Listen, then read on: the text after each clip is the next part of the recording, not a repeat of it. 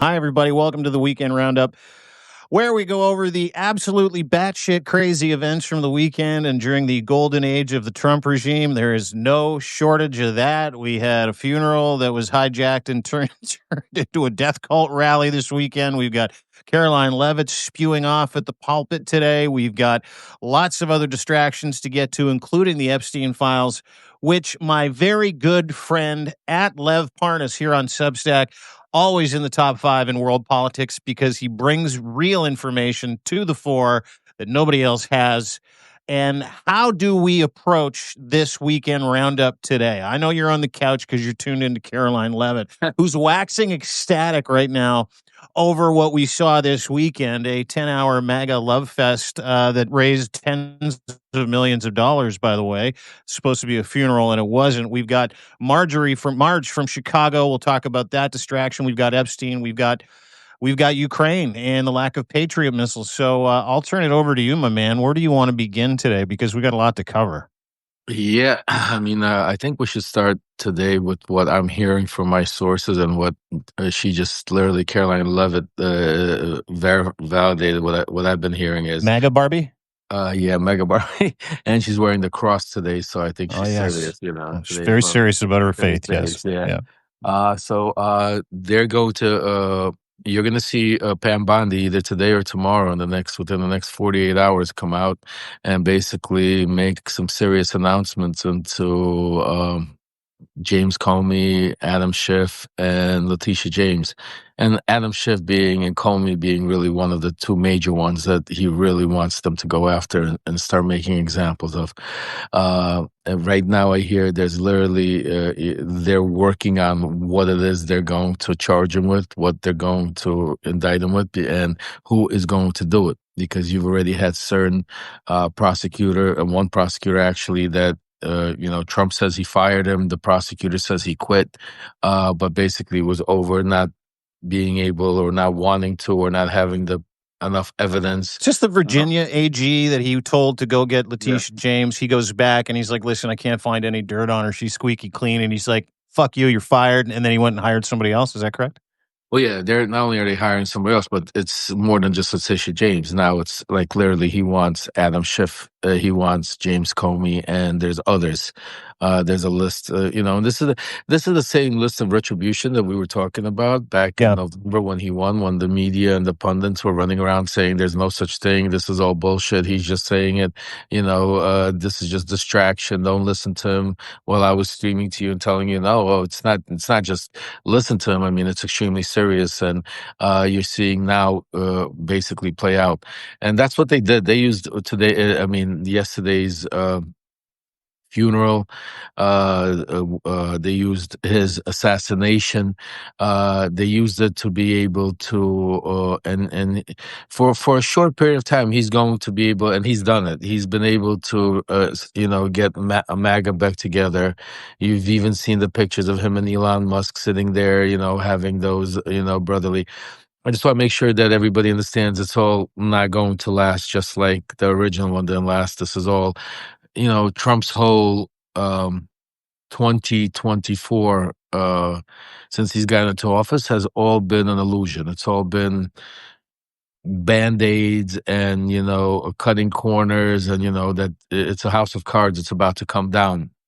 Just a matter of time. It's like that volcano that's going to erupt because everything he's doing all over the world. I mean, the guy literally for the past several days already is running around and can't even get one war right. He keeps making up 5 wars, 6 wars, 7 Yeah, wars. Cambodia and Armenia. He apparently they were going to fight, and they didn't have 5,000. Now it's Albania and Azerbaijan. Twice he said, So it's like he's all over the place, and to see what they did yesterday at the funeral, I mean, that whole thing, that was such a stage rally.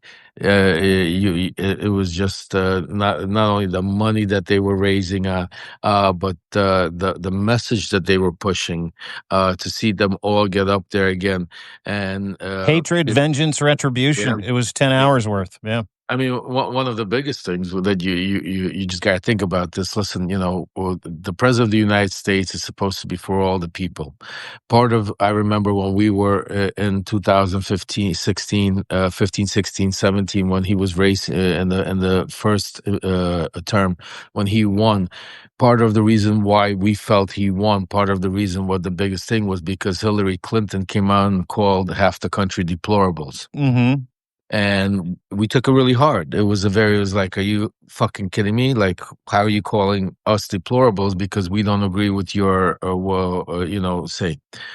Now you take it back and you fast forwarded 9 years and you see where we are in 2025, where it's the guys coming out there literally calling the other side scum, vermin. This is the president of the United States. Animals, lunatics. Lunatics. Yeah.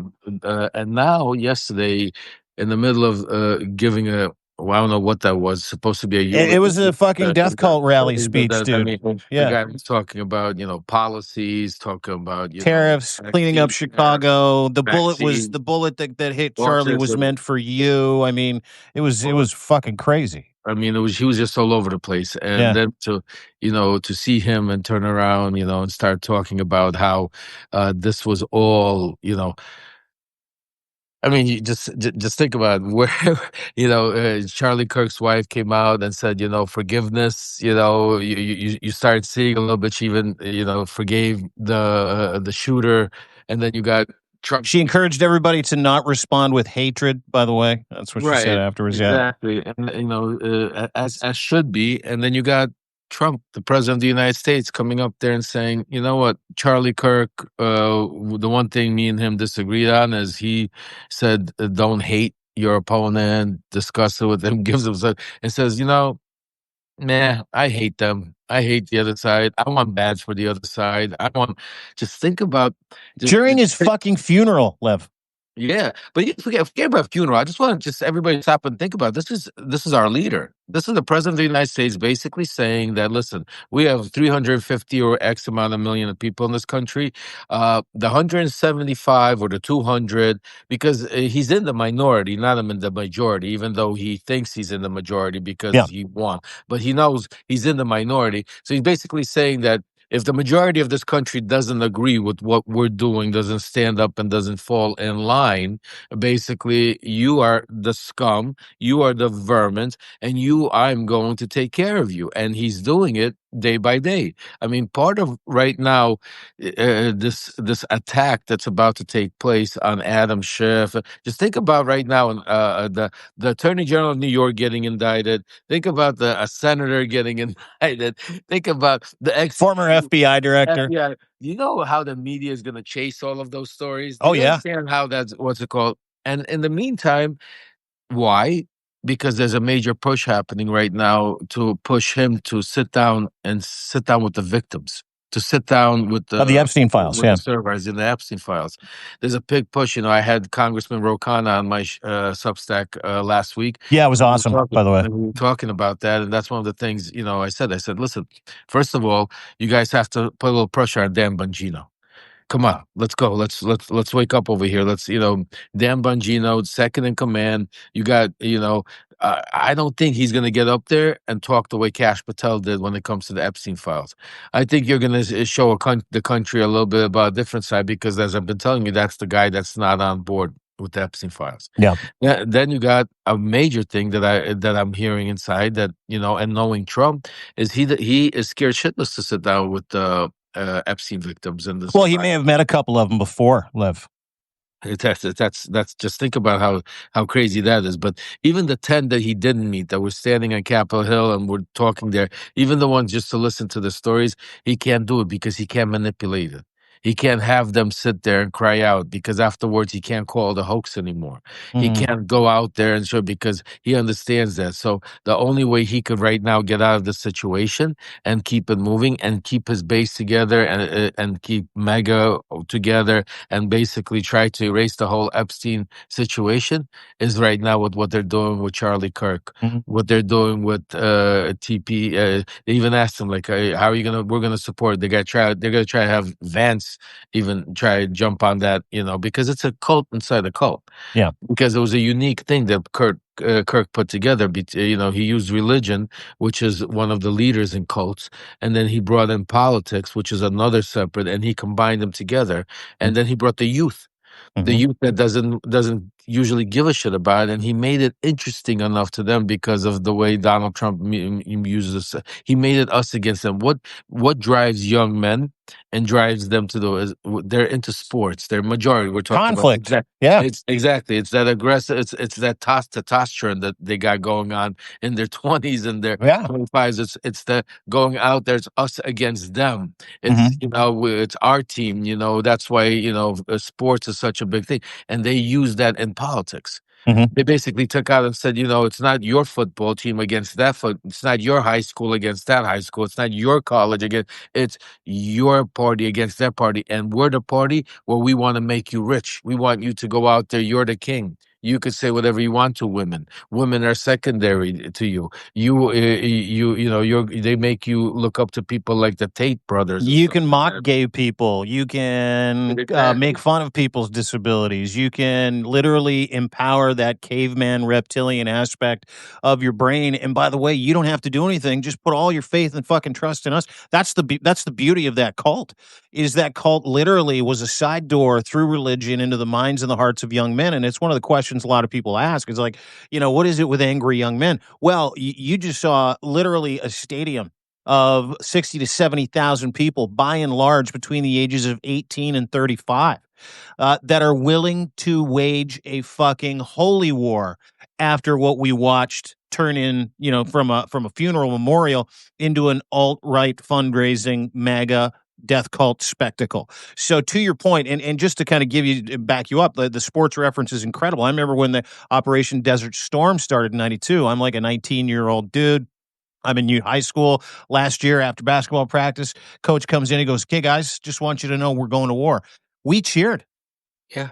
Yeah. Like we Yeah. were like, "Yeah, this is it." I'm Let's sure. do I'm it. sure Let's you get was in again. there. Yeah, Let's let's kick some fucking. ass. Absolutely. Yeah, it's just it's the perfect formula to be able to kettle a free army of people to go do some absolutely heinous bullshit to the rest of society. That's who you see in ICE. That's who you see in border CBP. You see young men who are really angry that have to, that have to pass a fucking loyalty test, and that is it.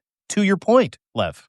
Yeah, and the other thing you gotta understand, a lot of people are talking about see, if you those of you that follow me, those of you that have been listening to me and Dean talk, or we've been on our show, the one thing that I always tell you is that Donald Trump is theatrics. It's all a show. It's all made to look like, just like this whole Charlie Kirk thing, where if you take a look at what you saw yesterday, you would think that this is a worldwide movement. But who made this worldwide? Nobody knew who Charlie Kirk was. Charlie Kirk was nowhere near, even close to him. Donald Trump did it. He's the Yeah. president of the United States.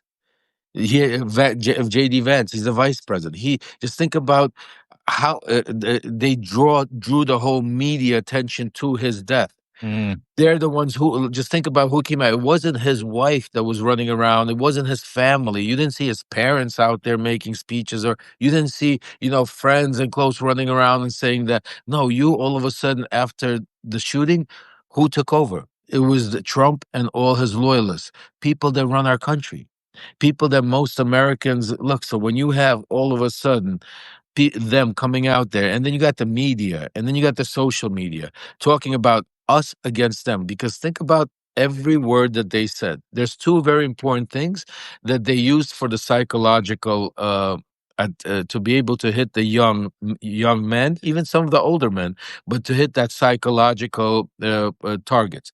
First, they went out there and they painted us against them. They're the one. They're trying to take away your rights. They're trying. Migrants are coming for your jobs, your Right. university degrees. Yeah. But Yeah. family. What's it called? But then they also. Oh, I lost my train of thought. I'm sorry about. No, no, no, no, no, no. Don't worry about it. We're talking about how they were able to militarize these young men and what they told these young men to gin them up to get them into a situation where they literally believed they were warriors for MAGA, warriors for Jesus, warriors for the cult, warriors for the GOP. And the weaponization of Charlie Kirk's funeral and the spectacle has a lot to do with it. If you watched what we watched this weekend, And I got to admit, I didn't watch it like on television. I consumed large portions of it throughout the day yesterday on social media, but I also went back and got the source material to see what it was all about. It was a WWE event. You had fucking a widow coming out to pyrotechnics all over the place. They sold merch everywhere. They had signups to become a member of the grand old party, become a Republican. Charlie would want you to sign this piece of paper. Charlie would want you to donate to Turning Point USA. They had registrations at the Yeah, actual place. They were registering votes. Just think yeah. about it. At the funeral, They they were were selling sitting there bracelets. registering votes. Yeah. They were registering votes and selling bracelets. They made and dude, I've got it right here. I'll tell you exactly how much money they made because I charted it. There's a post that I put up about how he hijacked Charlie Kirk's memorial. It started out kind of beautifully, right? Erica Kirk coming out going, "Hey, listen, I forgive the young man. We shouldn't go forward with hatred." And then it was just a full on, hate fest, reinforcing the idea that they killed Charlie Kirk. I killed Charlie Kirk. You killed Charlie Kirk. Anybody who dissents from them killed Charlie Kirk, and there are more bullets that are waiting for us. But this is how much money that they made this weekend. This is incredible. They sold I Am Charlie Kirk t-shirts. They sold I Am Charlie Kirk bracelets. They sold What Would Charlie Kirk Do bracelets. They sold This Is Our Turning Point t-shirts. And they had one of those QVC buttons which you could download and then you could kind of become a member and donate like right there. They made $7 million cash yesterday. Tucker Carlson showed up with a $1 million check, and gifts of, quote, $100,000 or more came with special instructions for different individuals. They literally transformed grief into data harvesting, email signups, and a fundraiser yesterday. And they did it all based on that spectacle, which, to your point, young people who think they're on a mission from God, they show up to that thing. It's life-giving for a lot of those people, right? It just reaffirms everything that they believe or what they thought they believed. And then now they feel important. They feel like they're on the side of the army and they have special instructions to go and collect. You said there were two ways that they did that. Yeah. The other thing is money. Yeah, Showing them the power of money. Because if you take a look, everything that has to do with Donald Trump, all their thing is shows gold, opulence, yeah. or everybody, big events, extravagance, WW, UFC fights on the White House lawn, turning in all of these private clubs, $500,000 up to the Rose Garden. It's all about money. And if he portrays money, that's what, as a kid, when I was growing up back in New York, that's what drove us to guys like Donald Trump because Vote for me, you'll be so rich. You'll have so much and, money. and now he portrays something else, power. Yeah, yeah. He portrays the power. He showed that he is willing to pardon anybody that's willing to play ball with him. So now if you're willing out there to go try to make some money, you know that if as long as you are on Donald Trump's side, you could just paint it out and say it was the Democrats are trying to go after me because I support you, and he'll pardon you. Just look at the excuse Caroline Levitt said today about Homan's, 50,000, that it was a setup, that the Biden DOJ, that the Biden FBI literally tried to set him up because they knew that Homan is Donald Trump's friend. It's okay that the guy willingly took a bag worth 50,000 cash and promised, to do certain things that he's not supposed to. Yeah. But and she even said Cash Patel and Pam Bondi looked into it and then verified it was the Democrats that tried to set him up, and that's why they had to just think about that. Saying to you. So basically, I mean, if you want to go out there and do certain crimes, financial, it is, as long as you support Donald Trump, as long as you're going to go out there and talk about, and as long as you donate a piece, it's like the mafia. You got to pay a little bit to the top. You got to give 10% to the boss. So here, how do you do it? You got to donate to the cause. Okay, buy some. I'll get you out of jail, and you don't have to pay that penalty of $200 million to the government, but you're going to kick back 10% to Donnie. That's the way that works, right? Well, yeah. Well, think about it. Even the guy from what's that road, Ivory Road, or whatever. The guy. Oh, the Silk Road. Yeah. Silk Road. I mean, how many millions of dollars did they donate? His mother donate to the other guy, the insurance guy that got a pardon. His mother gave $1 million. Went to dinner with him.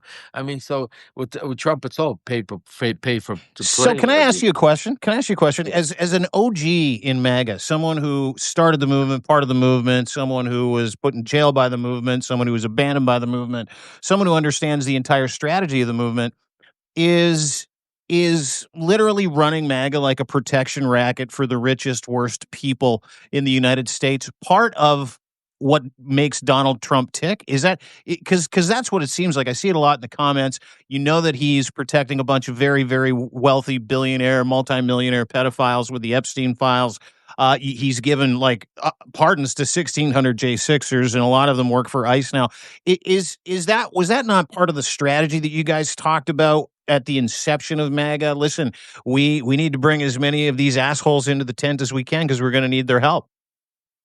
I mean, listen, it was always part of going after, brainwashing and getting people to come on your side. But I just want to make a quick comment and something, because we talk about doom and gloom all the time, and we Yeah. talk about, especially with this thing with the Charlie Kirk stuff. I want to really make it clear to everybody out there not to really worry about it, because Donald Trump is, the problem is that they're using it right now to push their Project 2025 agendas, because they know that this is going to die out. They're not going to be able to sustain the movement. Charlie Kirk had a special way of doing things, and that's why the movement was built around him. As great, and Erica, she's not. I don't see. You have to. He devoted his life of every day going out there, traveling around the country, like, to be able to do it. From what I'm hearing, it's going to be a different type of movement right now. They're going to try to just build on his legacy. And there's only so much you could go with the young people, because even young boys, I mean, they're rah, rah, rah, but it's rah, rah, rah in the moment. So Mm-hmm. yeah, you saw them come out 300,000 people, yeah, or 200,000, because you had Trump there, you had all of Elon Musk there, you had, I mean, the who's who of the MAGA world, from billionaires, celebrities, so yeah, people showed up. It wasn't just, if none of them, trust me when I tell you, if Donald Trump and none of them showed up to the wake, you would not have had 300,000 people there. Mm. So they're magnifying, exposing it, but the real thing, what they're using it right now, and that's the dangerous part, because they know that it's hard enough to get the young people to come out to vote during the presidential race. You're not getting them to come out during the midterms. Yeah. You're not rallying up all these people, to all these to for the midterms. This is, yeah, right now they could go out there because they're in the moment. But what they are doing is, and you saw the person that took the stage came out, and who's really coming out of and the mask came off, is Stephen Miller. Did right. you? My God, can we talk about him just for a quick second? He's the de facto president, and he might be the worst fucking American to ever call themselves an American. Yesterday, he gave a speech that plagiarized, didn't borrow, plagiarized two speeches by Joseph Goebbels. One from the Horst Wessel, because this has happened before. An SS agent in 1930 was killed by his landlady for not paying rent. True story. They took that death of the young man, the SS officer, and turned it into a rallying cry because they painted it as if progressive Germany was going to kill Nazis, and this is our rallying cry. And that's there's another storm. It's called a storm. It's another speech that he gave in 1933 called the Storm. I am the storm. He literally stole from Goebbels. He took both of those Nazi propaganda speeches, which kickstarted the takeover of Nazi Germany by the Nazis themselves, because it's effective. It comes right out of the playbook. The same thing with hating your opponents. The same, I mean, Stephen Miller yesterday talked about unleashing a dragon on America. He talked about you have no idea what you've unleashed, and then threatened America proper yesterday after literally lifting, plagiarizing, and delivering and combining not one but two speeches from Joseph Goebbels in the fucking 30s, dude. Oh yeah, and part of, if you take a look at the main part of the speech, was, we're going to brainwash the youth. We're going to take the youth, and we're going to take them and brainwash them and make them be diehards and believe into our country, to our make America great again, that 2020 project 2025, I'm saying to you. And yeah, no, listen, I've been talking about him and writing about him for months. I wrote about him 2.5 months ago, the most dangerous guy in Yeah. Washington D.C., the guy that, the de facto president. I mean, he's the one, him and Russell Vought, and, a bunch of people that you don't even know their names. You would never even know who these people are, part of the Federalist Society, that are out there pushing and making these things happen. Yeah, one of the things that he said yesterday too, which really struck me, because it was just like, I mean, keep in mind, context is everything. This is during a memorial service for someone they said was their closest friend who got shot in the neck in front of tens of thousands of fucking people, right? And after stealing from that speech, he then delivered "You are nothing." This is, keep in mind, he's talking to everybody that doesn't agree with him, talking to everybody who isn't MAGA, talking to and it is the vast majority of America. You have nothing. You are nothing. You can do nothing. You are nothing to us. Well, think about that also. Very important when you come to young men and young youth. If you take a look at their front lobe doesn't. I mean, they don't. I think you keep your brain develops till 27 or something like that. Yeah. 25, 26. They're going into colleges right now, so they're going after the 18, 19, 20, 22 year olds where their brain is developing and testosterone is growing through the roof. Yeah. Okay, and they're using words. This is where the words is to incite, to attack, to it's us against them. They're trying to hurt us, to build that mentality, that warlike atmosphere, Sure. to put it into. And these are all signs of, this is how why I call it a cult, and this is why it's part of the brainwashing, and that's why you've heard since the day from the moment that Charlie Kirk was shot. I wrote the article and I said to you, they're going to go out there and they're going to martyrize him, and they're You going to said that go on the show. You said that on the show. exactly It broke on. while it was being broken, Yeah. while Ryan Krasinski told it. I said, they're going to go use that because Donald Trump, and again. And not to say that he doesn't love his children or whatever, but if that happened to one of his kids, he would do the same thing. He would mourn him. He would give him that thing, and then he would go out there Even and Don Jr. well, Danjo is hard to martyrize. I mean, did you see his speech? Did you hear? Did you even hear this idiot how he tries to kiss up to his father? No, And no, no. But he is the most comical of all the fucking Trump juniors. And I remember one time Trump going, "Fuck, my kid's useless." I'm like, "Well, that's something coming from Donald Trump." Anyway, what did he say? Sorry. he says something again to the fact I'm not gonna not word for word. He said that Charlie Kirk, he goes, knew more about religion than me. He goes, and now listen to this. Listen to what he was setting it up for. And he goes, it's the same thing. And he knew way more than me. And I agree to it because it's like comparing. It's the same thing as you could say that Joe Biden or Kamala Harris knew how to be a better president than my father, Donald Trump. And the whole crowd goes, yeah, yeah. Like this is, I don't even know what this is. You're you're sitting here giving, you're going up there trying to rah him, and then I saw some of the videos from behind the scenes. You see Trump standing there singing and like rallying it up, like having a ball. Like it Yeah, was. he's doing his airwanker dance. He did it. And the interesting part is they showed him up in the stands. I'd love your take on this. He and Elon went at each other's throats for a solid 3 months. Elon said nothing was more important to him than protecting the victims of the Epstein files. Apparently, that's over because they shook hands, made up, and then Elon split like the incel he was. Or, yeah, take me into that. I know you got your finger up and you got information that I want. Go ahead, fella. No, no, they didn't make up. Trust me, I tell you, they didn't make up. See, what's happening right now is just if you gotta put the situation and bring it to a normal life.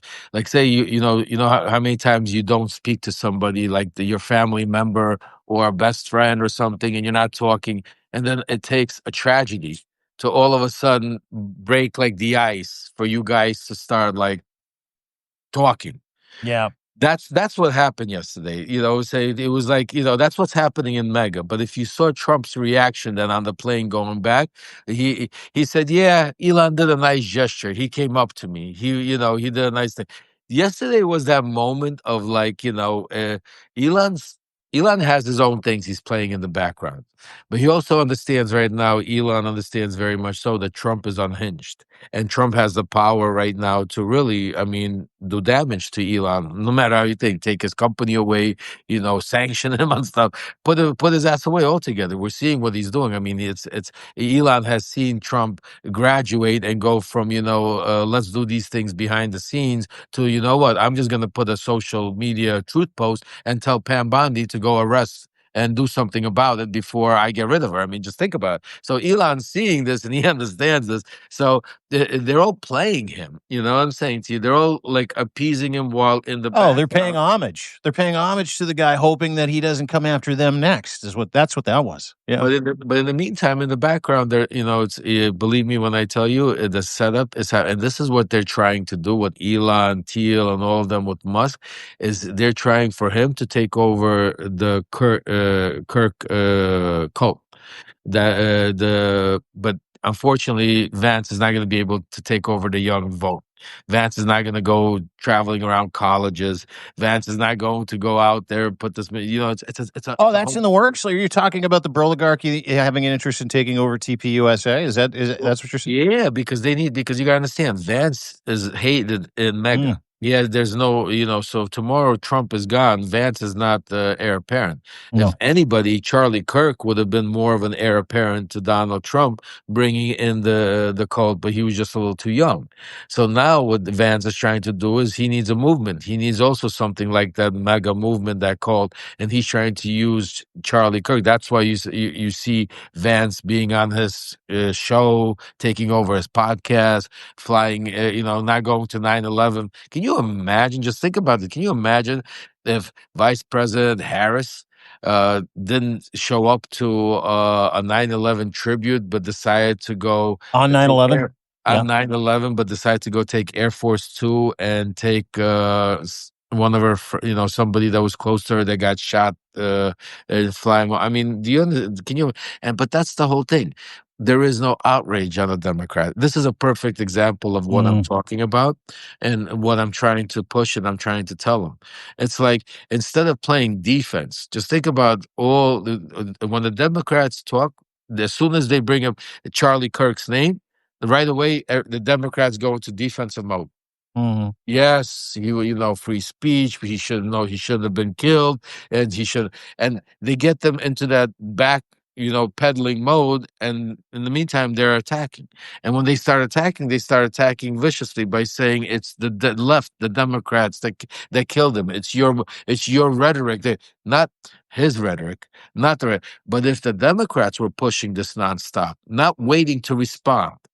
See, this is the whole thing. It's like, why are Lead from the bullies? front instead of being reactive all the time. Yeah. They keep But that's losing. that's why bullies are bullies, Yeah. because it's not because they're strong. It's not because they're smart. It's because they're aggressive. They're leading. They're constantly pushing you. They're constantly threatening you. If you walk around and constantly are threatening people, eventually, there's a bunch of people just are going to be scared. They don't want the shit. They don't want the consequences. They don't want to find out if they could beat you up or deal with you. And that's what he's doing all over the world. I mean, Mm. in the meantime, I mean, as bad as it is, what's going on here, the shit that he's allowing to happen right now in EU, the in Ukraine. the in Ukraine and in the Oh Middle my East God. and the Middle East. I I mean, I want to get to that because the distraction theater, and it's theater of the absurd, and it's to distract you from a couple of things. We mentioned one, Epstein files. The other one is the abandonment of Ukraine. Said he'd sell Patriot missiles to the EU and they could send those EU Patriot missiles to Ukraine. Just hit pause on that sale. Said, no, I'm not going to do it. And then you got a couple MiG 31s that invaded not just Poland's airspace, did the same thing. I believe it was Estonia, if I'm not mistaken. They went in there. That both those countries, Estonia and Poland, triggered Article 4 with NATO.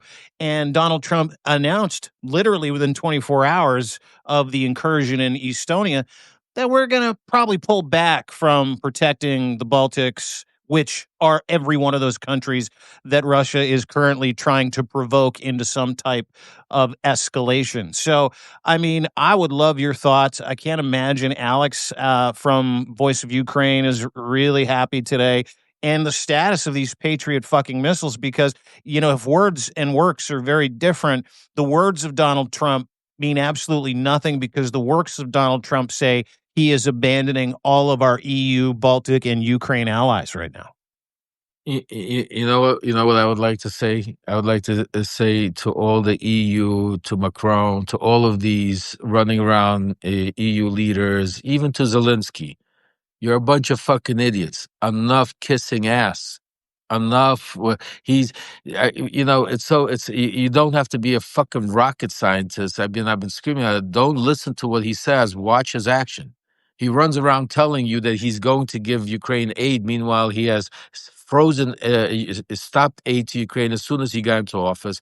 Pete Hegseth pulled back aid missiles that were already in Poland that were going back. He negotiated that the aid is going to be going through NATO. Even when that happened, the media was running around screaming, "Oh, Trump is now going to be now Ukraine is going to be getting all the way." And I said, "Wait a second, say that when they get it, because they haven't Yeah. gotten anything yet." Yeah. And the fact that you want to send them a couple of Patriot missiles compared to all the Patriot missiles they were receiving prior to Trump coming in, it's like, you know what?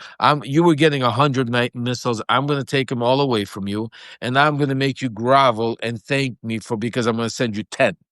I'm going to send you 10 missiles, and you're going to and if you're not going to thank me enough, I'm going to take those 10 away also. Oh, and I'm not giving them to you. I'm making you And then buy I'm not them. even going to give it to you. And then I'm not going to give it to you. And I'm going to walk around and blame you, saying, "Why did you start a war that you couldn't start? That that I mean, just this is what I'm saying to you." But Yeah. his actions are: he never sanctioned Russia. He never gave weapons to Ukraine. So what I was saying to you is, it's disgusting that we keep, listening to what he's saying. Oh, me and Putin had good conversation. What good conversations did you guys have? What is? How come no media is asking him right now? What is your plans for Ukraine? Never any follow up. No, No none. follow-ups. Oh, I'm disappointed at Putin, but you've been disappointed with Putin since you came into office. What has to happen? This is what I'm saying to you. And the problem that's happening now also, that I don't know if a lot of you are realizing, is that the media pool that is now being fine-tuned to who's in the media pool and following him around, and who's in the White House press briefing. You're starting to see much less of people that are even on CNN or getting called. Like, you hardly ever even see any Caitlin Democratic. Collins isn't there very much anymore. John Carl just got put on notice. They just banned the Australian Broadcasting Corporation. Yeah. Correct. The only questions you hear during these things are coming from Brian, whatever his name is, Glenn. Marjorie Taylor's Green's boyfriend, Peter Ducey from Fox, Yeah. and then they bring in these social media, or like the Yeah, Benny Tim Pool. Johnson. Tim Pool, who was a Tim- fucking tenant guy who took hundreds of millions of dollars from Russia. From Russia, right? And then the questions are all, and the scary part, and that's what I'm trying to tell everybody: this is a setup. This is a show. This is part of brain, what they're doing, and see what people don't understand. And that's why I'm right now working on some stuff behind the scenes. I'm trying to convince certain people that we need to start making our movement the anti-mega movement, and we need to move quickly, because they're brainwashing the voters right now. Yeah. Because most people, yeah, it's great that we have over 1,000 people right now watching it, but these 1,000 people are not going to make a dent in the elections. Yeah. But the millions and millions of people that are watching these bits and ads and little article, press release, and titles about how Trump is hard on Russia. Trump has approved aid to Ukraine. Yeah, the drip, the misinformation MAGA drip. Yeah, yeah. Correct. So if you go right now in middle America and you ask somebody, I guarantee you, they tell you that Trump is giving aid to Ukraine, and they had great talks with Russia, and everything is hunky dory. We're not going to World War III. I guarantee you that. I'm saying to you, because that's the narrative that keeps getting pushed. And that's why I keep that. Like, just think about there right now is such a vacuum. Like, how do the Democrats, with all the money they have, don't go out there and put together an all-star media like channel on social media, whatever, of all these people that are out there on Substack, like myself and Aaron and the Midas and you and others, and put together and compete with all of this stuff, and put some ads out there, put it out there to hundreds of millions of people. Start going out there doing, don't wait till 2027 that you're going to think you're going to go out there and start registering people to vote, because by 2026 we're not going to have anything, be able to even go vote in 2028. And Lev, to your point, you've maintained this for months. My buddy Steve Schmidt from The Warning, former Bush guy, former Schwarzenegger guy. He's got this thing called The Warning on Substack, and we go to a lot of baseball games, so we have a lot of these conversations. He's really bullish on the fact that should happen, but no one's doing it, and so he's doing it with the Save America movement. And he's trying to bring as many people into that tent as humanly possible. And if there's one person I believe, it's disgruntled former GOP guy who was in the fucking Bush White House, who's turned his entire back not just on politics in the United States, but on the party that has turned into a death cult. So, like, to your point, that's what makes MAGA so fucking powerful, is they don't miss out on those opportunities to a point where they're registering people to become members of the party because it would be, quote, what Charlie would want you to do at his fucking memorial yesterday. They own every single media relationship in the United States, not named USA Today or CNN, and they're going to quickly, through Ellison, own CNN. They own every one of the biggest podcasts outside of the Midas Touch Network. They own every one of the biggest influencers, and it is all hands on deck 24/7. Whereas, progressives are like, well, people are just going to come around, right? No, they're not coming around. And it's a psyop that is so deeply. Because they see a mirage. Yes. They see a mirage. They don't see the real picture. Yeah. They don't see, I'm saying to you, because if you see the messaging, because we did the same thing back then. The messaging is meant for the people that are not making enough money, that are going to the stores and are seeing prices that are expensive. If you listen to the clickbait titles and the messaging that the media comes out, it's still Biden's fault. It's still the Democrats' fault. It's still the court's fault. It's because they're not allowing him to do the tariffs. It's still not his fault. There's no that you don't see any media talking about that Trump is destroying our economy nonstop. You see it here, you see it on Substack, but you don't see it out there in the papers. If you go take up the papers, they quote Trump, what Trump said.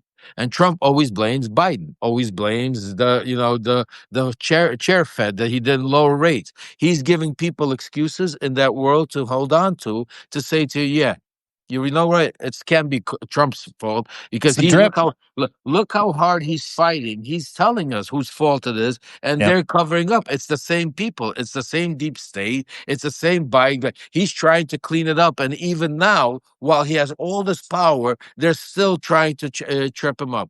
That's the message. Now, simultaneously, every message that he portrays is power and wealth.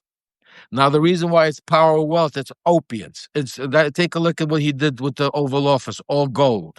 Take a look at what he did with the Rose Garden. He turned it into a club. It's to give, because it's the other part of the club is giving them something that they want, because most of Trump mega is half and half. You don't have really middle class there. You either have the very poor out there that are just giving him his all, and are the voices that weren't heard type of, they're not uneducated and are just following him in the cult manner. And then you have the very wealthy that are selfish, that to themselves, that want to continue being part of that. So that's why you see all of these billionaires bowing down to him, all these millionaires bowing down to him, because these people don't care about what happens to the middle class, to the poor, to our country. They want to keep their wealth. They want to sustain where they're going. They want to continue traveling, and Trump is giving it that. So basically, that is the message that you're seeing nonstop portrayed, and it's a creative message. Some people think that Trump is crazy. No, he's a showman. There's a reason why he repeats certain things nonstop.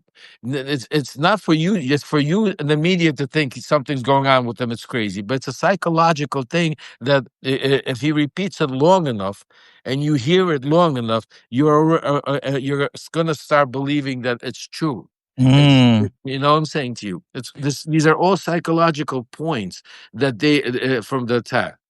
And they come from a very specific playbook that started in Germany at the end of 1920s.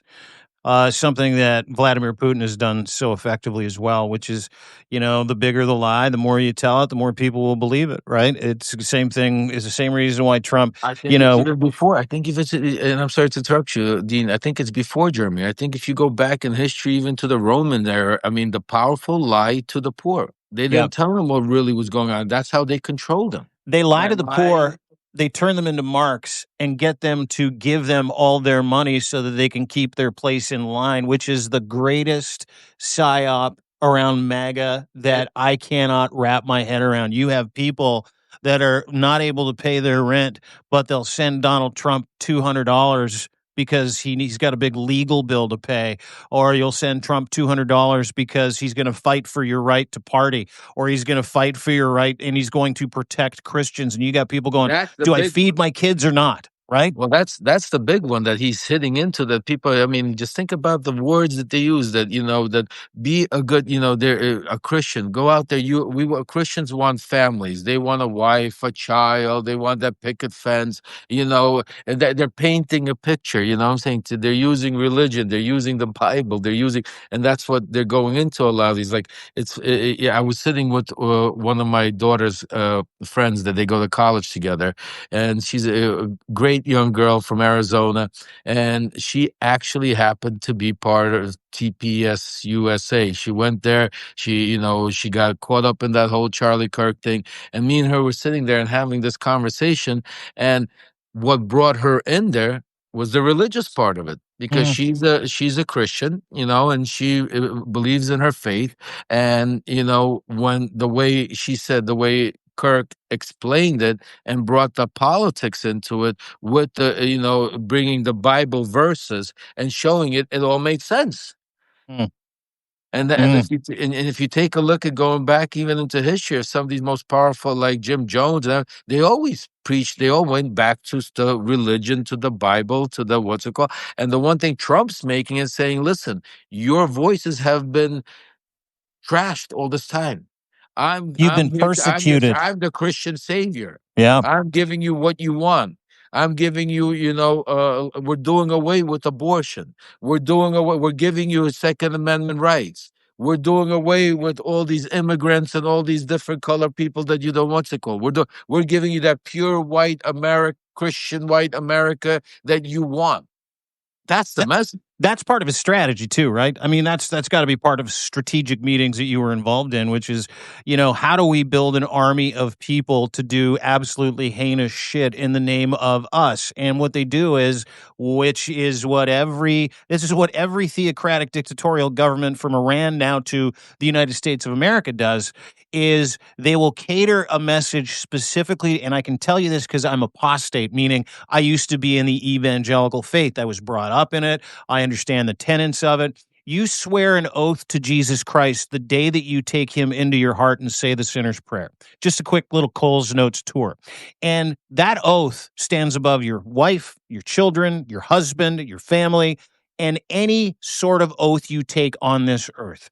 And what they do is they tie eternal salvation or living forever to it. Listen, if you do these things, you're part of the group, you pay attention to what the Bible tells you, you observe the 10 commandments, and you say this magic prayer, you're going to live forever.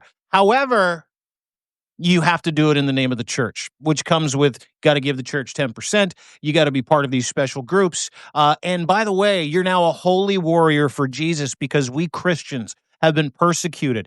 This is one of the messages that Donald Trump, MAGA, and you're seeing it up here with Maple MAGA, have done such an incredible job of fire hosing into people's brains. It's, my God, you are, and let's be serious. I mean, to believe, in my opinion, this is just my opinion, to believe in something sans proof, no proof whatsoever other than religious apprehension, those are the kind of people that you can get to do pretty gnarly shit, like give you the last of their rent money or show up to a protest and declare war at a funeral, for or crying out or loud. or Yeah, or raid the Capitol, or go raid the Capitol. I mean, exactly. yeah, I mean, you take a look at some of the people that were there. I mean, these were January 6ers. I was going through certain social media feeds talking about how one guy was sitting there. I forgot his name, Lang, I think it was. He was talking about. He's like, just think about it, folks. I mean, I was falsely prosecuted, sitting in prison, facing 10 years in life. What's it called? Whatever, some crazy thing, and here I am now, standing with the best people, with the Cash Patel, Pam Bondi. I'm saying to myself, thinking, "Holy shit!" Like, just the sound of that, just the sound of that. Like, it's like I Crazy. I can't imagine saying, "Hey, I was just in prison," and hey, but hanging out with my ex prosecutor. and, and the DOJ. I mean, this is the craziest shit. But the good part about it, this is I want to give because I know we got to run now. The hour flies quickly. Mhm. But I want to tell everybody. I want to give a little hope to everybody because of what I'm seeing and what's being played out. With all the craziness, even with this Charlie Kirk stuff, even with the push with Project 2025, I mean, you're seeing this happening right now. But at the same time, what Donald Trump did with the Epstein files, which we're not going to let him forget, which we're going to continue pushing, which we have the two, Congressman Rokana said, we have the 218 votes. Keep our fingers crossed. We're going to put pressure on him to meet with the survivors and going to put it in his face and so he can't get away from it. You know what I'm saying to you? So we're gonna do a lot of this thing. But the other thing that Donald Trump did right now, where he really messed up, is with the First Amendment, with free speech, because that's another thing that Donald Trump ran on. This is another thing that Donald Trump, the Epstein files, free speech, these were things, not being a peacetime president, not going to war, the fact that he is shooting ships in the middle of the ocean and has a fleet ready to attack Venezuela, is not playing well with a big punch of his base. Mhm. Not, yes, the rah-rah 22-year-olds that are thinking this is great. Yeah, the hardcore mega think it's great, but a big part of the base, don't want him. Started walking away from him the second he dropped the bomb on Iran. The way Mhm. he's been dealing with the Gaza Strip, what he's been Ukraine. dealing Ukraine, correct. So you got a fracture going on there. Simultaneously, you got the major Epstein fracture that's happening. That was what's it called? Continuously going on. That Mhm. he's kind of calmed it down a little bit with this whole Charlie Kirk thing. But again, it's a band-aid. It's something that's gonna another month, another week, another two. That's gonna play out, and the band-aid's gonna rip, and the wound's gonna come out because we won't let it go away. But the other big thing he just did was this push about getting rid of what's his name, not Colbert, but Oh, Kimmel. Kimmel, getting rid of Kimmel. You even have, guys like Ted Ted Cruz. Cruz, What are you doing? calling it a mobster, calling him saying that was a Yep. strict mob shakedown, calling it for what it was. What I'm saying with that is what I'm also hearing inside of Mega World Congress. What he did with the free speech also, you're starting to already hear in a lot of these places where they're starting to talk about him taking away rights, mentioning the same things where it's happening. So what I'm saying, what I wanted to say with that, folks, is that as crazy as doom and gloom as us, we do have a lot of hope.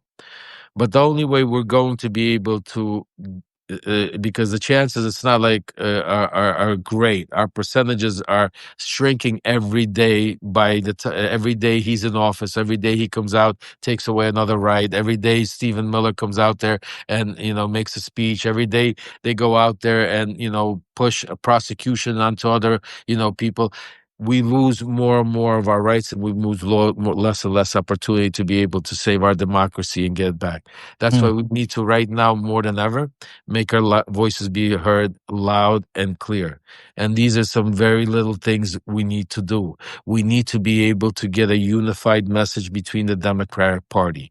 We need to continue, stop being on the defense and be on the offense, and put the Epstein files back into the media and put the pressure on him and have him respond why he doesn't want to, or why he won't sit down with the survivors. Put that in his face. Things that are bother him, things that tick him off. Continue putting pressure on him. What's going on with Ukraine and Gaza? These are things that the world is against. Keep asking him and putting question. What is happening behind the closed deals? Keep putting pressure. Just think about the New York Times wrote about one article about how Zach Witkoff and his Tweedledee and Tweedledum made $2 billion from the Saudi fund, and he went and sued the Wall Street Journal because of that, even though he said it was other things. What I'm saying to you is these are things that really get under his skin. Hit him with things he hates. Like John Carl showed us the way last week, where he's like, hey, dude, how have you made like $5 billion since you've been the president in the last 8 months? And he's like, fuck you, that's hate speech. I'm coming for you now too. Like, Well, and the whole thing about it, and see, this is where I'm trying. The Democratic Party, they got billions of dollars, they got all this money. They keep every day we get all these letters and emails saying donate $3, donate $5. So go, Donald Trump is taking away our right. Where's all this money going? We should be seeing every day. There should be they're waiting to buy ads until there's like 6 months before the 2028 election. They think those ads are gonna. Right now, we're having a war of brainwashing the American public. We need some kind of offense of that. We should be buying up what's it called, media time on all these arguments. If the media is not going to report it, start putting ads out. Start making these where the Lincoln ads and all of this. Start making these. Remember, like we did in 2015, 2016, 2000, like I guess not we did, you guys did. I guess that's that was you guys. Remember, like you guys did to us in 2015, 2016. But to your point, like, why are we not aggregating some of the biggest, personalities that are interested in muckraking, right? Interested in stopping corruption, interested in democracy. Why are we not, aggregating the Hughes, the Cohens, the Mida? Like, why are we not doing that? Why are we not pushing forward with a group? And putting it out there, going out there, doing these, setting up these town halls, going into putting on these events inside of Mega World, getting onto them, speaking to them. How else are we gonna? I just don't understand how else they think they're gonna get the votes. And the beauty of it is, and this is what is very important. This is the message where if they're listening, whoever's listening, they need to understand that this doesn't have to be a national campaign, because we're not running for the presidency right now. Right now, the war is in the midterms. Right now, there should be a war room set up just like we had with Brad Pascal back in the day in 2018 when we went around the country, when Peter Thiel gave me, Rudy, and the plane, and Trump sent us in strategic points to be able, strategic races to go out there and get the vote. That's what we should be doing. There should be right now strategic plans, strategic war room, going out and saying, these are the seats we need to pick up. These are the seats we need to cause. These are the seats we need to put money into, and we could get a lot of media play with. These are the people we need to sit at. And this is all we should be concentrating on right now.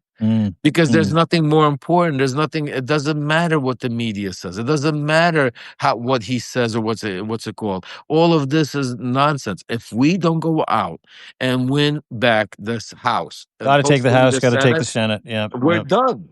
Yeah. There's nothing to talk about, folks. There's nothing that you're not going to survive another. We're not. There's not. It's like somebody said to me, "What would you do then?" I said, I mean, in all reality, I mean, I don't know if I would decide to stay and live in a country run the way it's being, where it's headed. I got extra rooms, but not for all the kids. Like you might have to. Tell you, yeah, but yeah, I hate to tell you and break your bubble, but Canada, they're not going to leave. He's not leaving Canada alone. He's not leaving Canada alone. He's not leaving Greenland alone. He's not, I'm hearing crazy things about Mexico, little, Stephen Miller. And I mean, they got big plans. This is what I'm saying to you. Like, but it all means nothing if we take away the house. Yeah. You know what I'm saying to you? And the crazy part is that should be our strategy like right now. Because just think about the house is so narrowly divided. If we were to be able to strategically go attack 2, 3, 4 seats and go ahead and start having these people, protect them somehow, give them, I don't know what, go out there. I don't know what Hakeem Jeffries and Schumer and all of them are doing. I don't know who they're speaking to. I don't know what, but nothing is happening. Mm. Lev Parnas, as always, brings receipts, conversations nobody else has, and perspectives that everybody needs. You can go subscribe to him right now. It's what everybody should do. Don't walk, run, subscribe, become a paid subscriber, become a free subscriber, share his content, share this conversation, hit that little square, send it to all your friends. Same thing with the heart. Keep smashing those things when Lev's dropping it like it's hot. By the way, you were so activated today. It was fucking awesome to have you on the show again. Love doing the weekend roundup with you, but be part of that resistance. Little things that you can do, to your point, is support people like Lev, support people like us that have the ability to get a message out and get together with other people to multiply that. It's a force multiplier when we get together. It's more of a force multiplier when you get together with us and you're part of this campaign to retake America, to give America back to Americans, to keep it democratic, and more importantly, to fight for your rights and freedoms, which are currently being taken away from you. Voice of Ukraine, what do you got coming up this week for us? Then I'll let you go. Oh, there's actually working on a lot of things with Alex right now. He's working some behind the scenes stuff. Putin is making a major push in some of the areas right now. We're hearing that he's also going to make another push towards closer towards some NATO countries. So there's a lot going on. We're working on. We'll be breaking some news. There's somebody next to me who wants to say hi to everybody. This is Bobby. Bobby, say hi. Hi, Bobby. Hi, Bobby. Hi, Bobby. Little Poochie Doos.